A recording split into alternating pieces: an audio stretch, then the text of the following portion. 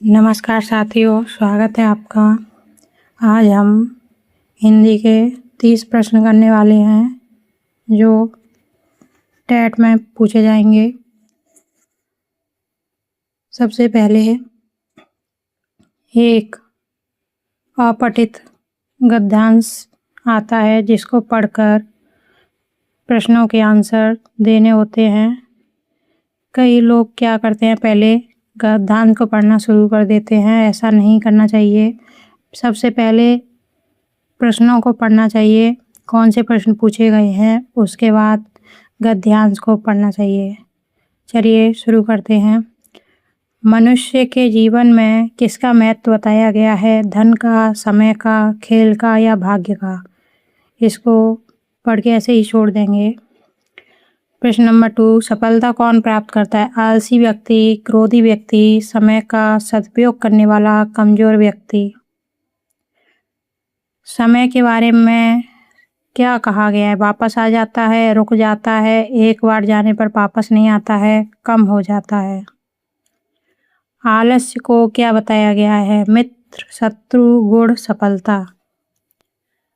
लक्ष्य प्राप्त करने के लिए क्या आवश्यक है? भाग्य, धन, परिश्रम और अनुशासन, आराम। सदुपयोग शब्द का अर्थ है गलत उपयोग, अच्छा उपयोग, कम उपयोग, अधिक उपयोग। आलसी का विलोम शब्द है कमजोर, परिश्रमी, दुखी, शांत। गद्यांश का उचित शीर्षक क्या होगा? धन का महत्व, समय का महत्व, खेल का महत्व, मित्रता। अब यहाँ पर गद्यांश वाले प्रश्न समाप्त होते हैं। अब हम पढ़ेंगे गद्यांश को। मनुष्य के जीवन में समय का बहुत महत्व है। जो व्यक्ति समय का सदुपयोग करता है वह जीवन में सफलता प्राप्त करता है। समय एक बार निकल जाने के बाद वापस नहीं आता, इसलिए हमें अपने कार्यों को समय पर पूरा करना चाहिए। आलस्य मनुष्य का सबसे बड़ा शत्रु है क्योंकि आलसी व्यक्ति अवसरों को खो देता है। परिश्रम और अनुशासन से ही व्यक्ति अपने लक्ष्य को प्राप्त कर सकता है। अब यहाँ पर मनुष्य के जीवन में किसका महत्व है? समय का। नेक्स्ट, सफलता कौन प्राप्त करता है? समय का सदुपयोग करने वाला। समय के बारे में क्या कहा गया है? वापस आ जाता है, रुक जाता है, एक बार जाने पर वापस नहीं आता, एक बार जाने पर वापस नहीं आता। आलस्य को क्या बताया गया है? मित्र, शत्रु, गुण, सफलता। शत्रु। लक्ष्य प्राप्त करने के लिए क्या आवश्यक है? भाग्य, धन, परिश्रम और अनुशासन या आराम। परिश्रम और अनुशासन। सदुपयोग शब्द का अर्थ है गलत उपयोग, अच्छा उपयोग, कम उपयोग, अधिक उपयोग। सदुपयोग का अच्छा उपयोग। ऑप्शन नंबर बी सही हो जाएगा। आलसी का विलोम शब्द है।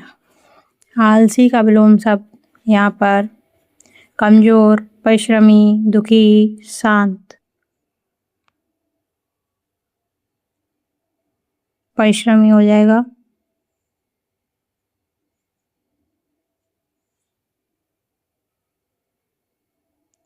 गद्यांश का उचित शीर्षक क्या होगा? धन का महत्व, समय का महत्व, खेल का महत्व, मित्रता। इसमें समय के महत्व के बारे में बात की गई है तो इसका उचित शीर्षक हो जाएगा समय का महत्व। अब हमारे क्वेश्चन व्याकरण से। जल का पर्यायवाची शब्द है नीर, अग्नि, वायु, धरती। इसमें ऑप्शन नंबर ए सही हो जाएगा, नीर। जो पढ़ता है वही सफल होता है में कौन सा वाक्य है? सरल वाक्य, संयुक्त वाक्य, मिश्र वाक्य या विस्मयादिबोधक वाक्य। इसमें जो पढ़ता है वही सफल होता है। जो पढ़ता है एक अलग वाक्य है, वह सफल होता है दूसरा वाक्य है, लेकिन दूसरा वाक्य पहले पर आश्रित है, इसलिए ऐसा मिश्र वाक्य में होता है। विद्यालय में कौन सी संधि है? गुण संधि, वृद्धि संधि, दीर्घ संधि, व्यंजन संधि। विद्या प्लस आलय, बड़े आ का संधि हो रही है, तो यहाँ हो जाएगी हमारी दीर्घ संधि। राजपुत्र में कौन सा समास है? द्वंद्व समास, तत्पुरुष समास, बहुव्रीहि समास, कर्मधारय समास। राजपुत्र का विग्रह करने पर राजा का पुत्र हो जाएगा, राजा का पुत्र, तो यहाँ पर हो जाएगा हमारा तत्पुरुष समास।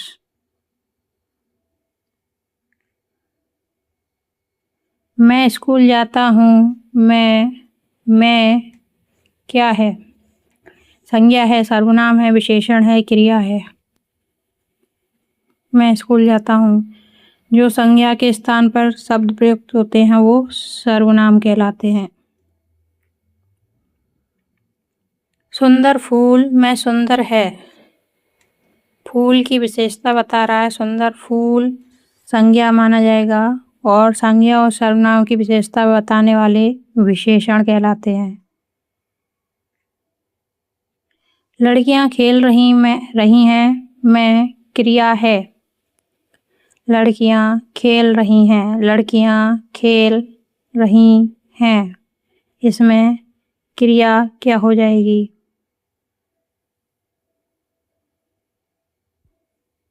इसमें क्रिया खेलना हो जाएगी।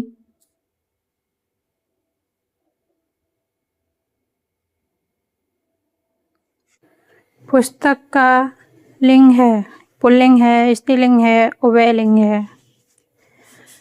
हिंदी में दो ही लिंग होते हैं, पुल्लिंग और स्त्रीलिंग। हमेशा पता करने के लिए वाक्य प्रयोग कर लेना चाहिए, जैसे मैंने पुस्तक पढ़ी, ई की ध्वनि आ रही है तो यह स्त्रीलिंग हो जाएगा। नेक्स्ट, ईमानदार शब्द में प्रत्यय है। ईमानदार शब्द में प्रत्यय है। प्रत्यय वो होते हैं जो बाद में लगाए जाते हैं, इसमें हमारा हो जाएगा दार। अनुशासन में उपसर्ग है। उपसर्ग वह होते हैं जो शब्द के आगे लगाए जाते हैं। अनुशासन में उपसर्ग है अनुशासन अन, इसमें हमारा राइट आंसर हो जाएगा ए अनु। नेक्स्ट है, किस शिक्षण विधि में पहले नियम बाद में उदाहरण प्रस्तुत किए जाते हैं? जिसमें पहले नियम की बात की जाए उसकी ट्रिक है नियम से निगमन विधि। नियम से निगमन विधि। नेक्स्ट है, निम्न में से कौन सा शिक्षण सूत्र नहीं है? ये प्रश्न कई बार पूछा गया है, इसमें कंफ्यूज हो जाते हैं। मूर्त से अमूर्त की ओर, स्थूल से सूक्ष्म की ओर, ये दोनों सही हैं। जटिल से सरल की ओर, ये गलत है। सरल से जटिल की ओर होता है शिक्षण सूत्र, डी सी वाला ऑप्शन। मातृभाषा का अर्थ है, मातृभाषा का अर्थ है माँ की भाषा, परिवार की भाषा, पिता की भाषा, उपयुक्त सभी। इसमें राइट आंसर हो जाएगा उपयुक्त सभी। मातृभाषा से माँ की भाषा नहीं होती। प्रयोगशाला में कार्य करते हुए विद्यार्थी कौन सी शिक्षण विधि का अनुसरण करते हैं? प्रदर्शन विधि, प्रोजेक्ट विधि, आगमन विधि, निगमन विधि। यह प्रश्न भी कई बार पूछा गया है। इसका राइट आंसर हो जाएगा आगमन विधि। आगमन विधि पूर्ण वैज्ञानिक विधि है। जो मेहनत करता है वही जीतता है, कौन सा वाक्य है? जो मेहनत करता है वह जीतता है।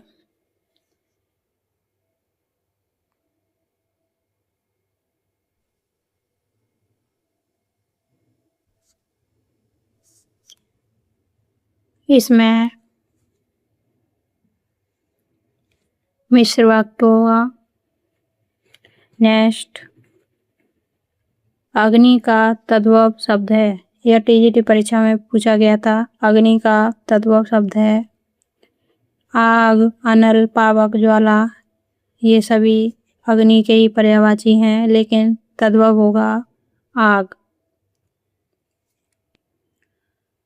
चंद्रमा सामुख में अलंकार है। चंद्रमा सामुख, सा सी से जिसमें आता है वहाँ उपमा अलंकार होता है। भाषा के मुख्य कौशल हैं लिखना, पढ़ना, बोलना, उपयुक्त सभी। इसमें हमारा उपयुक्त सही हो जाएगा। भाषा की सबसे छोटी इकाई है शब्द, वाक्य, वर्ड, अनुच्छेद। इसमें राइट आंसर होगा हमारा वर्ड। अगर सार्थक लघुत्तम इकाई पूछी जाए तो शब्द, और सार्थक इकाई पूछी जाए तो वाक्य, और भाषा की सबसे छोटी इकाई पूछी जाए तो वर्ड, और मौखिक भाषा की सबसे छोटी पूछी जाए तो ध्वनि होती है। राम ने फल खाया में ने है विभक्ति चिन्ह, उपसर्ग, प्रत्यय, संधि। संधि नहीं है, प्रत्यय नहीं है, उपसर्ग नहीं है, ये हो जाएगा हमारा विभक्ति चिन्ह। दिन रात में समास है। दिन रात में समास है द्वंद, तत्पुरुष, बहुव्रीहि, कर्मधारय। जहाँ विलोम शब्द या एक दूसरे से द्वंद करने वाले शब्द आते हैं वहाँ द्वंद समास होता है। दिन रात, ऑप्शन नंबर ए सही हो जाएगा। हिंदी शब्द दिवस कब मनाया जाता है? हिंदी दिवस कब मनाया जाता है? ये हमारा आखिरी क्वेश्चन है और इसी प्रकार के 30 क्वेश्चन सॉल्व करने के लिए आएंगे। इसमें हमारा राइट आंसर हो जाएगा ऑप्शन नंबर ए, हिंदी दिवस कब मनाया जाता है? 14 सितंबर। और 5 मिनट में संपूर्ण व्याकरण पढ़ने के लिए एक वीडियो का लिंक दे रहे हैं। जिन्हें व्याकरण समझने में परेशानी हो रही हो वो एक बार उस वीडियो को ज़रूर देख लें। आपके परीक्षा में बहुत ही उपयोगी साबित होगी। वीडियो अच्छा लगे तो लाइक एंड शेयर कीजिएगा। धन्यवाद।